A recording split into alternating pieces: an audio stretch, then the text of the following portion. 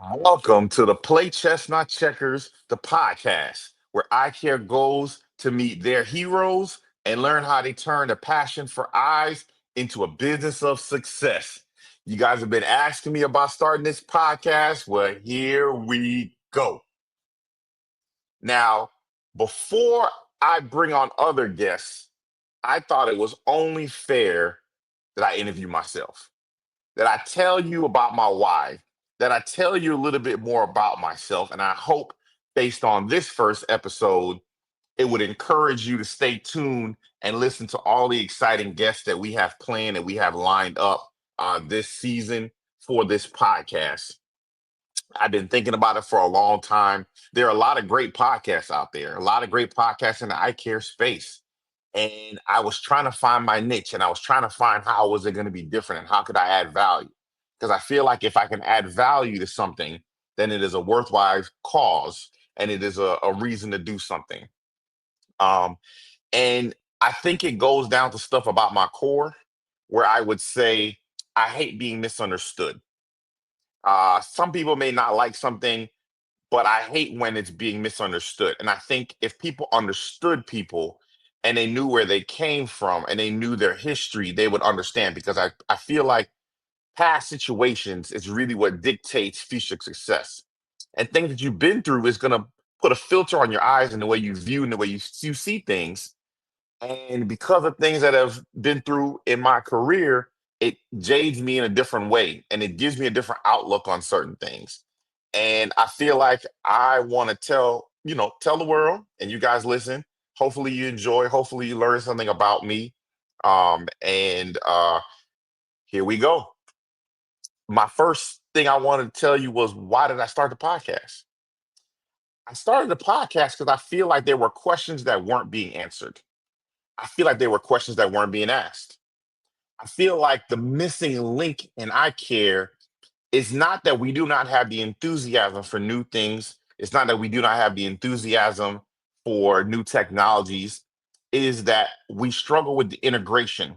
We struggle with the implementation of things because once I get the idea, the concept that, hey, this is what I want to bring to my office, but how?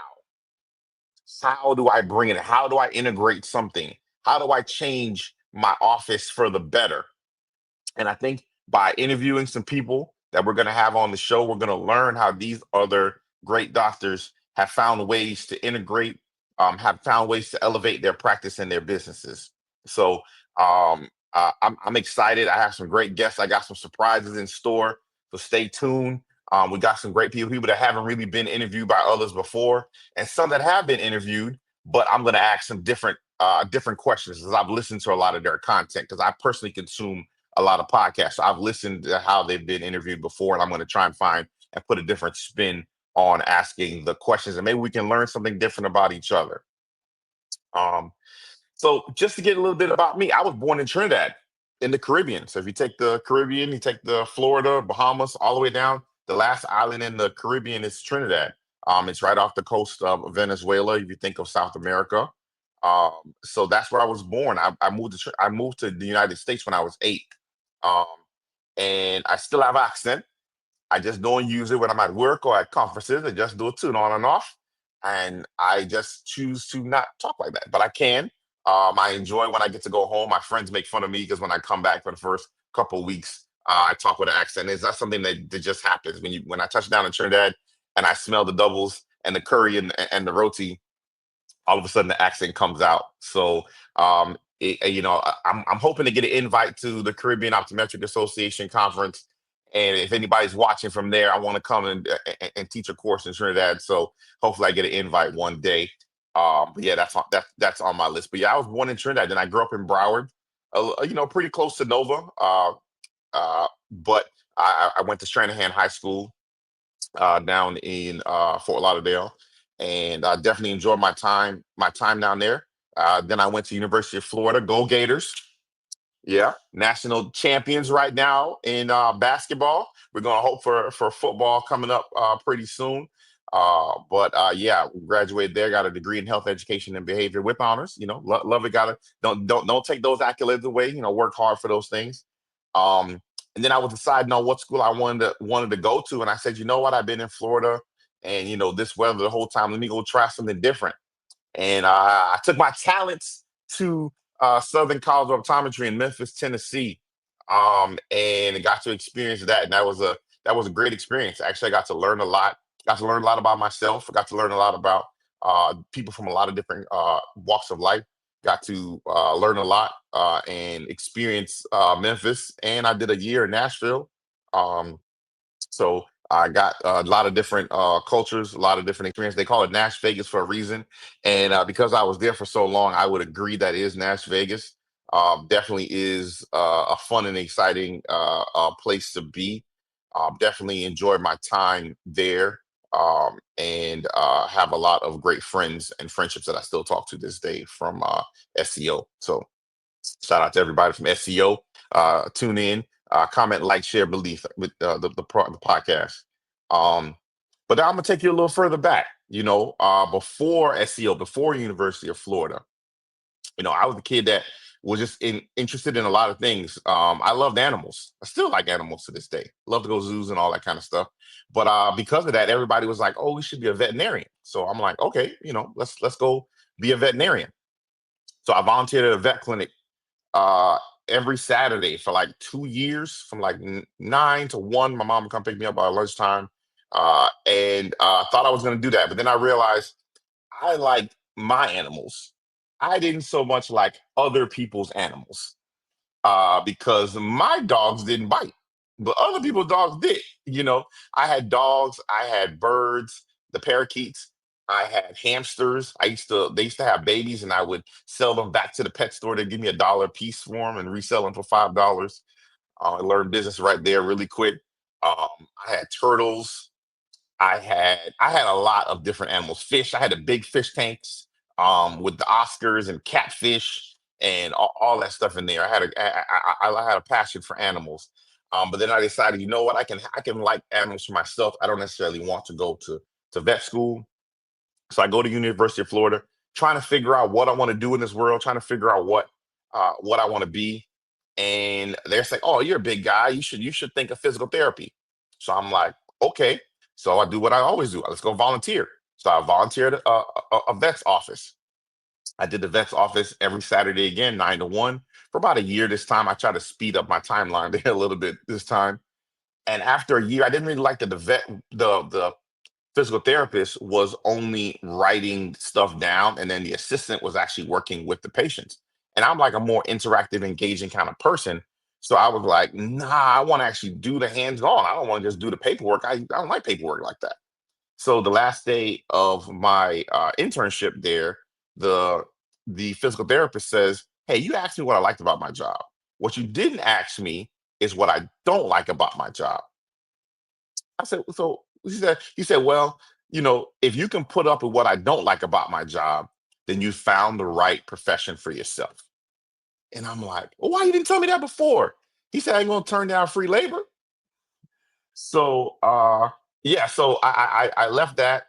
I remember going to my optometrist's office probably a couple months later when I was back home from UF during one of the breaks. I think I was about 21 at the time.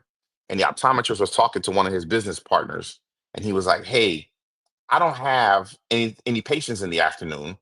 How about we go play around the golf? At least 9 holes." He said we could get through at least 9 holes. And I'm sitting there, and I had been wearing glasses and contacts since I was 5. So I I'm sitting there like, why did I not even consider this profession?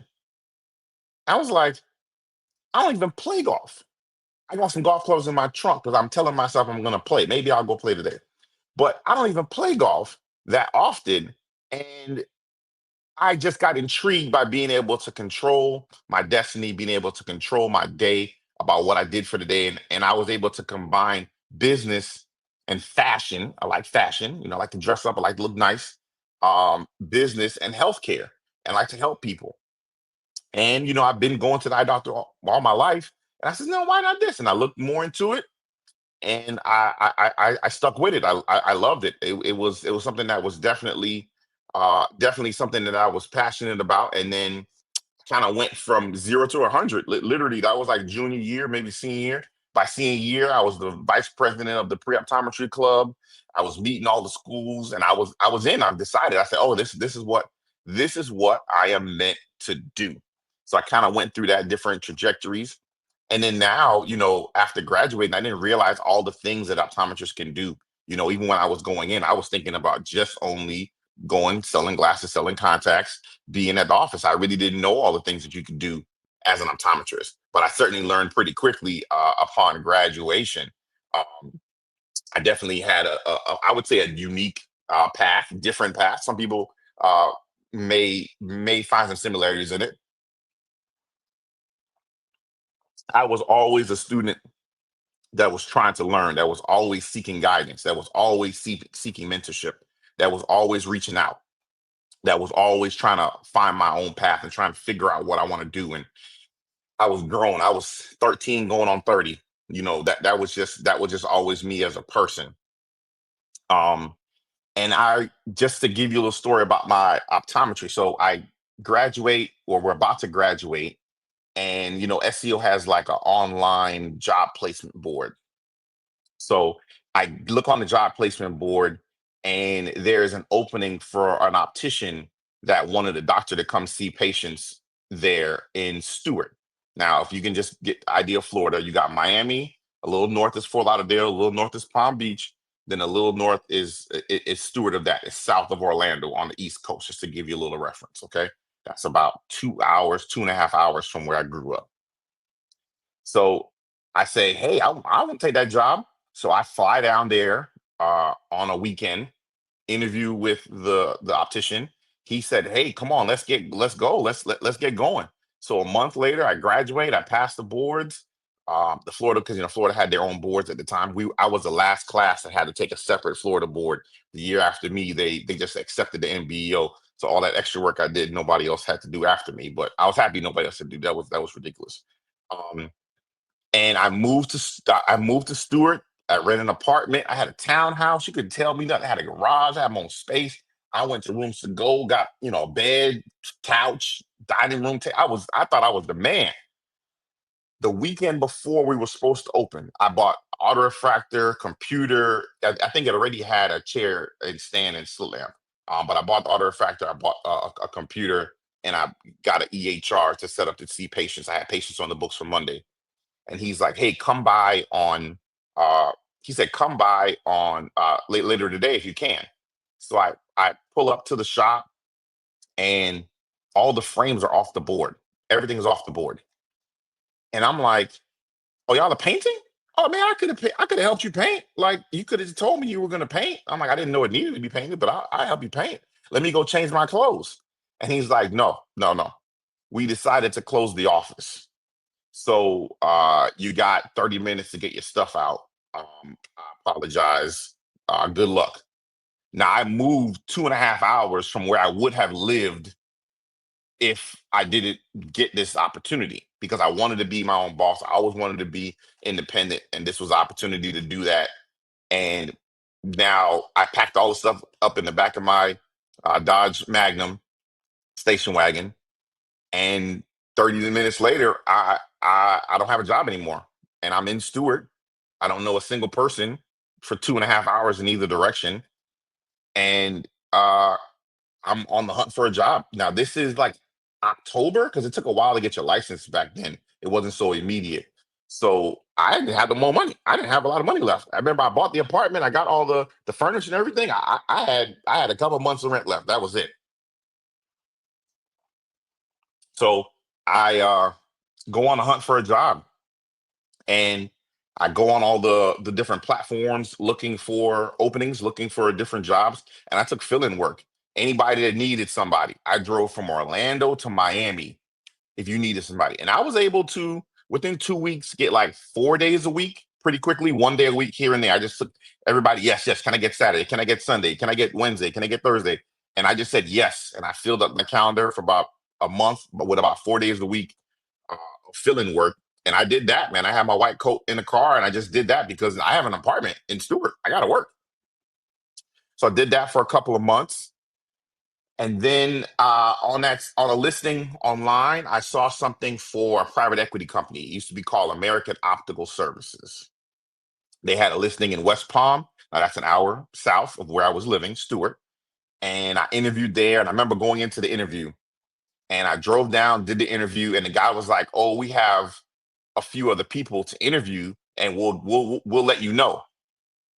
And before I walked out, I said, "No, you don't have anybody else to interview. You're done interviewing. This is my job. I'm going to take over this place, and I'm going to do an excellent job.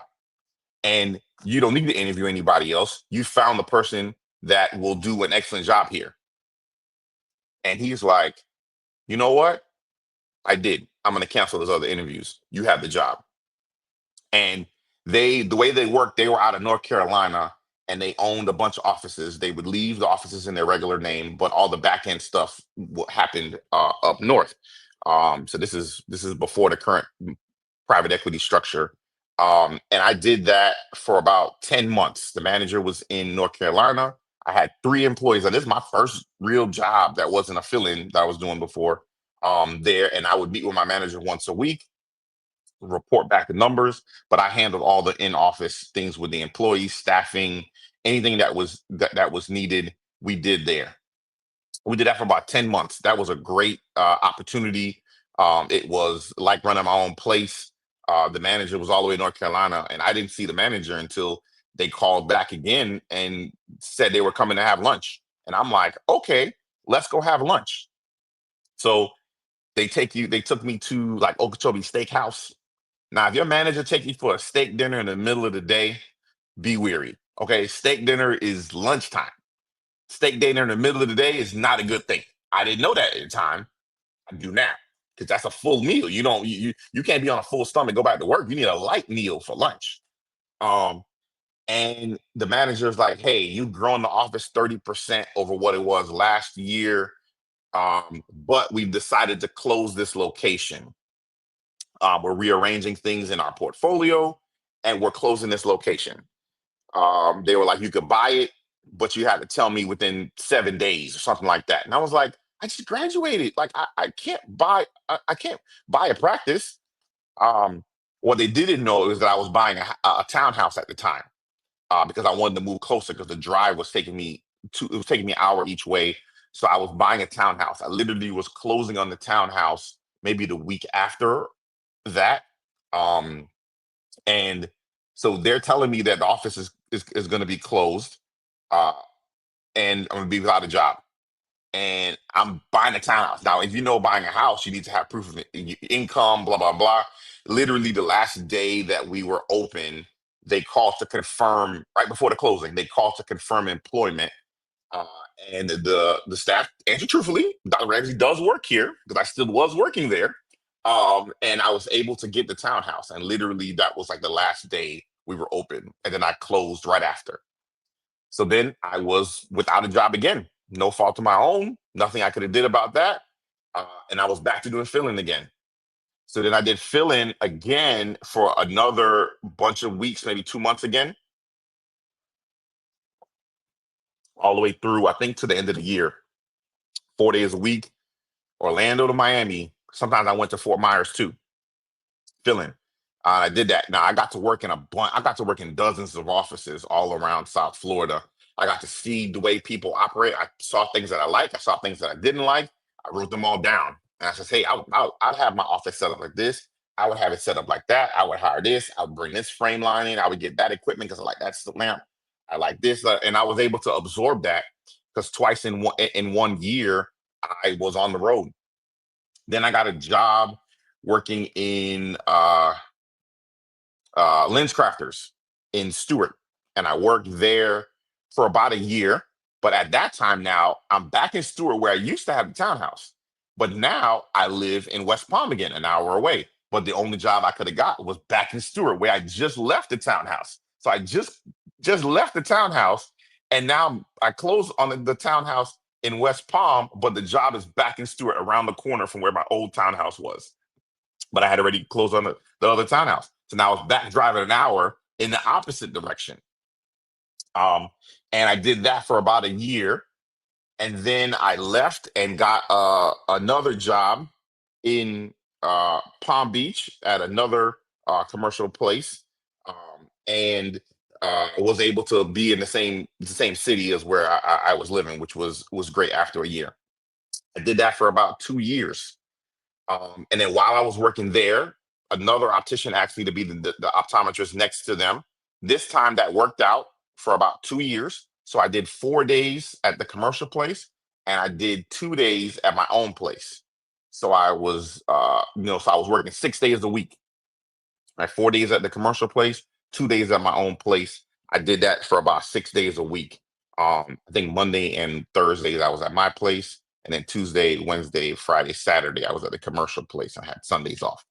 I did that for about 3 years total, working at the commercial and working at my own place. And the patients kept asking me, "Hey, doc, I like your eye exams, but I want funkier glasses. I want different options in the optical. I want the experience to be the same that I'm getting from the eye exam to when I go in the optical. Can you please open your own place? Can you please open your own place?" So eventually I do. I open my own place about 15 minutes away.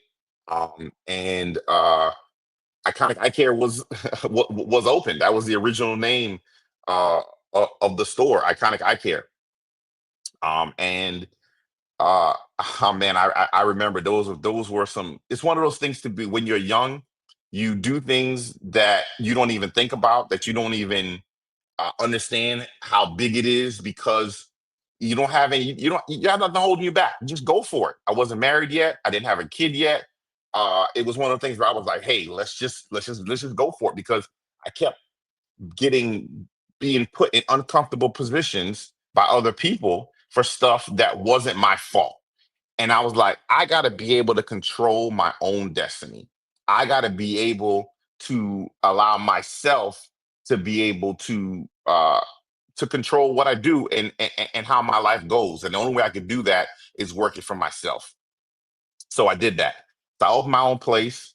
Um, where I was planning on working on the side, that didn't work out for a lot of reasons. I'll leave that part out.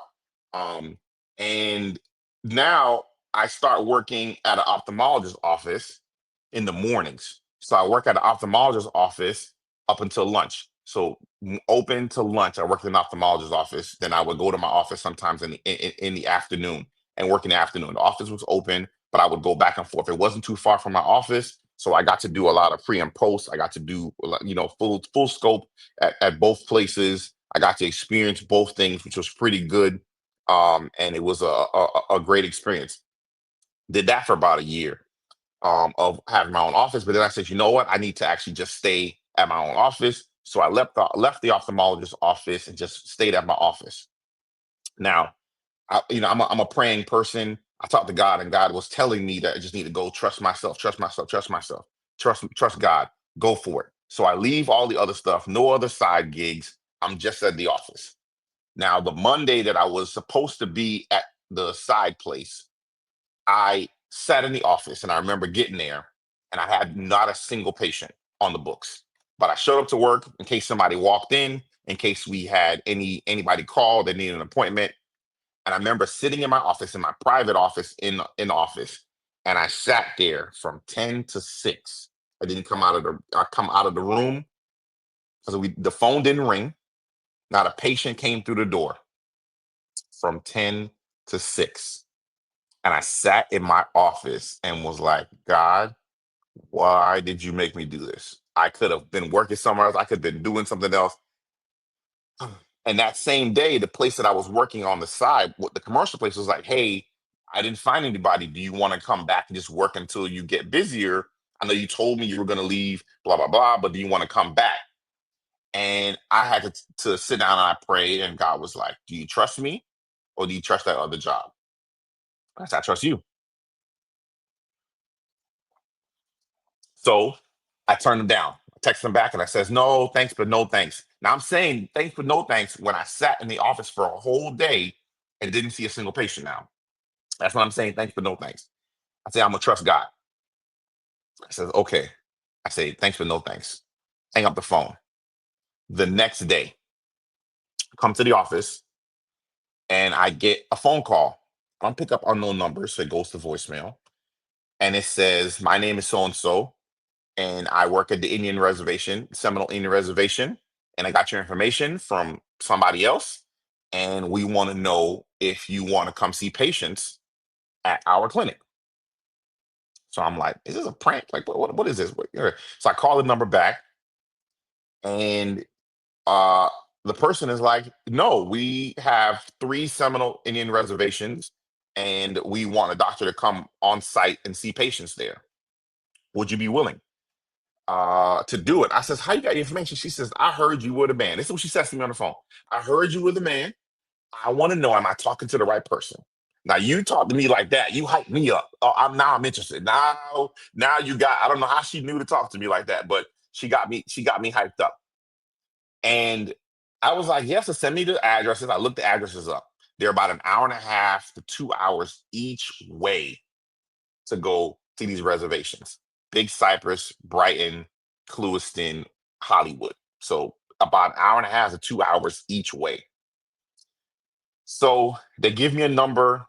They're paying me to come out there. Plus, I'm getting to see the patients and they get to buy products. But I have to bring the glasses. I got to bring the contacts because at that time I didn't have it, the contact lens cases. I had to bring the glasses.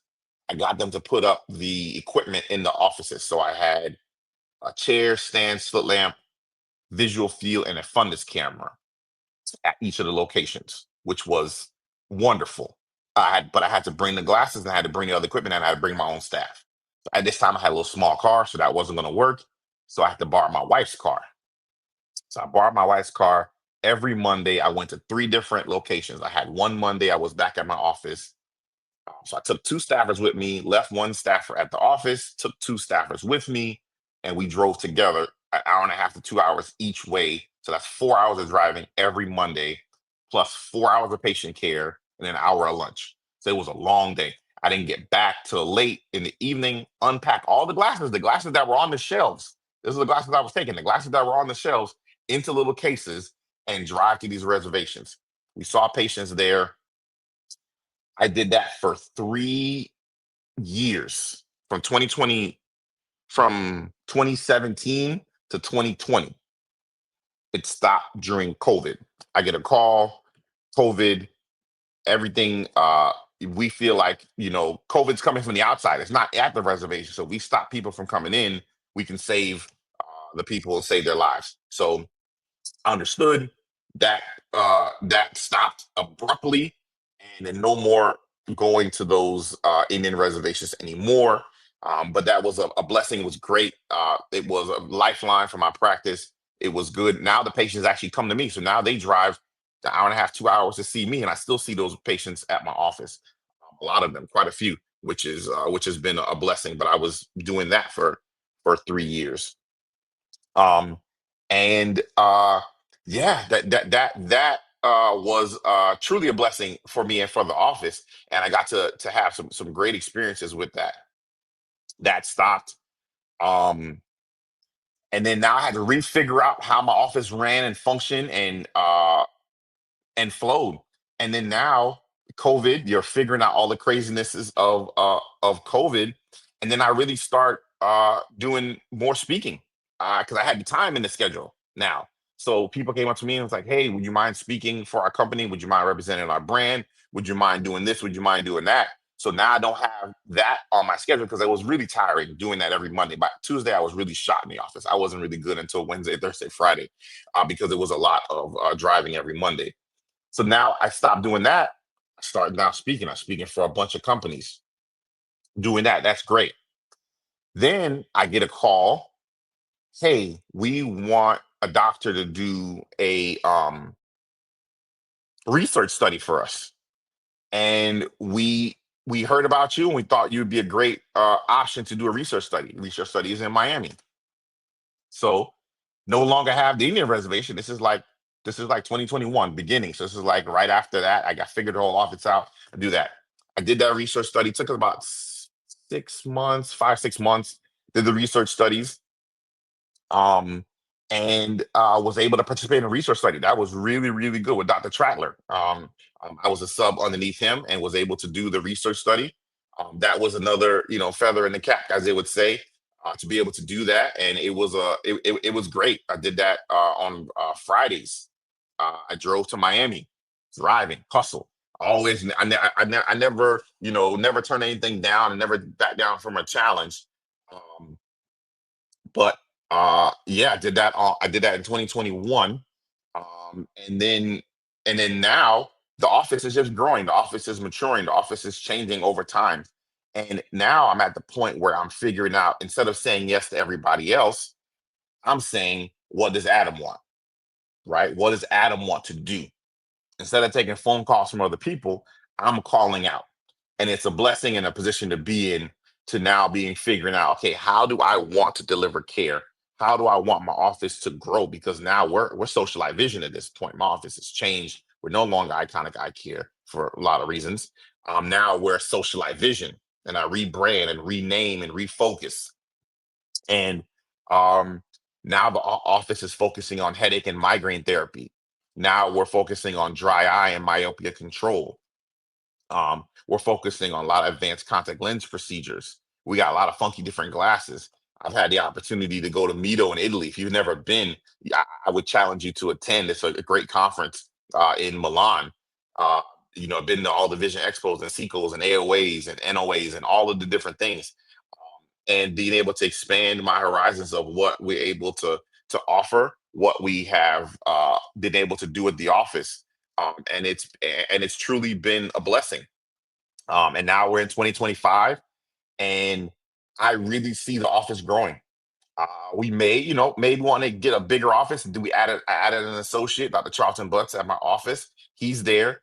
He's there while I'm recording this podcast right now, which has been a blessing in being able to grow the office so that now when I'm not there, the office is still being able to see patients, which is great. And being able to grow to add an associate. That's one of the things that I'm like, okay, you're not really a real true business until you can make money when you're not there. When I'm still having to be there to make money, then that's not a business. I'm just self-employed. So growing to be actually feeling myself being an entrepreneur and a business owner has been a blessing. Where we see myself in the future, think I may want to open another location. I don't know. I'm really looking. I got to look for the right opportunity. I got to look for the right situation. Definitely, the office is growing. We're kind of bursting at the seams on my current location.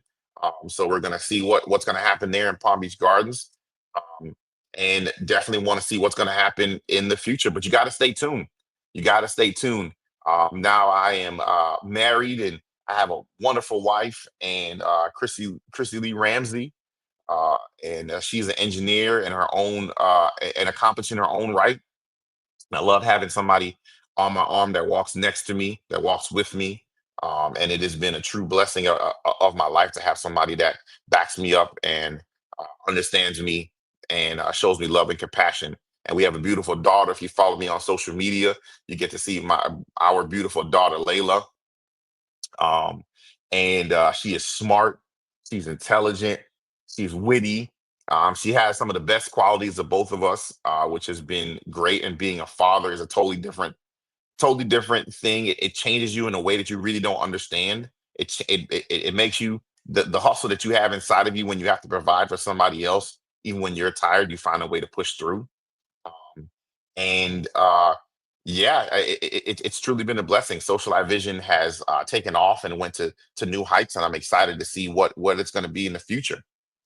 And one of the last things I wanted to share with you, and one of the questions I'm going to ask a lot of the guests, so if you listen to this, you'll know what I'm going to ask you in the program is, what would your younger self tell you?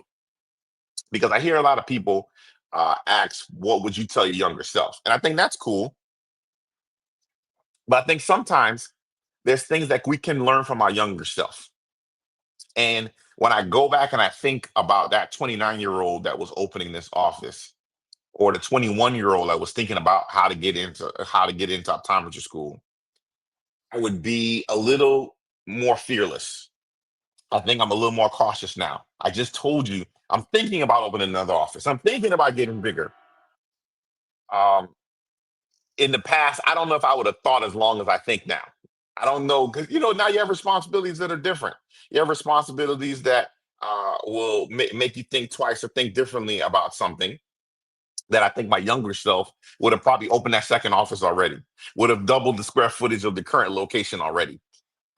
So I think sometimes I need to listen to my younger self a little bit more and be a little bit more fearless and trust God a little bit more and listen to him a little bit more. And then and I'll be able to make those decisions. So that's what I think my younger self would tell me, that I'm going to challenge myself to continue to do. So that's a little bit about me. That's a little bit about my story. There's some more fun and there's some more stuff in the middle of those in the middle of that timeline that I'll probably share along the podcast and different stories and little interjections when we have the guests on. But that's my story. That's why I'm here, and I really think this podcast is really going to help quite a bit of people. The Play Chess Not Checkers moniker is being more strategic. I want optometrists and eye professionals out there to realize that big companies are playing chess. If you play checkers on that same board, you're going to struggle. You got to be more strategic in how you do and how you grow your office to be able to survive. If you do not plan to be more strategic, you're going to be in trouble. You're not going to survive. It's going to be very difficult to thrive in this environment that we have now that we have in eye care. So, um, I want to do my tip the hat moment. So we're gonna do a tip the hat moment on every episode. And my first, and I would be remiss for not doing this as my first tip the hat. My tip the hat moment goes to my friend, Dr. Daryl Glover. I remember when I saw you on social media. Honest, I saw you online. He lives in North Carolina, doesn't live near me. And I said, I love what he's doing. I love how he's representing himself. I love how he's carrying himself. So I reached out to him. I said, hey man, keep doing what you're doing. I love everything I see about you. If I see you at a conference, let's not be strangers. Let's connect and engage. And that's what I said at the beginning. A couple months later, me and him are together at Transitions Academy, and the rest is history. We've done great and amazing things in this eye care profession, and we have so many more great things to do in the future. But my tip the hat moment goes to you, sir. You have been a champion for eye care. You've represented yourself as a father and a husband exceptionally well. I love seeing how you interact with your kids. I love seeing how you interact with your wife. I love seeing how you challenge yourself at work. You challenge yourself for all of your different businesses. And I told you I wanted to start a podcast, and you asked me, "Am I going to be serious?" And I said, "Yeah, I'm serious about what I do." He says, okay. He says, I think you have the passion for it. And he gave me the blueprint. You showed me how to do it. And you've never been a gatekeeper for anything that you've had or you've been able to do. You shared knowledge on your podcast. You shared knowledge on the phone. You shared knowledge. You introduced me to people when we were out at conferences. Shoot, people have called me Derek Glover more times than they probably call me Adam Ramsey at some of these conferences. So my first tip the hat and my first moment that I want to shout out will be to you, sir. I thank you for everything that you're doing. Keep doing what you're doing. It does not go unnoticed, and keep being an amazing person. And I'm going to end this podcast asking if you made it to the end, then can you like, subscribe, and share this podcast with a friend? That's all I'm asking. It's a free knowledge that we're going to be sharing. Can you like it, subscribe, hit the notification bell? And if you have not bought the book right here, you can get it on Amazon. You type in Dr. Adam Ramsey or Play Chess Not Checkers. You can get the book. It teaches you how to open your office. So if you're working at a commercial place, if you are working for somebody else and you want to know how do I take that leap into private practice ownership, the book walks you through how to do it. If you're in optometry school or you're in undergrad and you think private practice is something that you want to do, get the book on Amazon. It's a quick read. I even did an Audible for those that want to just listen. Like I like to listen to stuff. You can record the Audible. So my ask of you today is like, subscribe, share, buy the book, and tell a friend. And that is it for episode 1 of the Play Chess Not Checkers podcast. I thank you so much for staying to the end. I love you guys. Good night.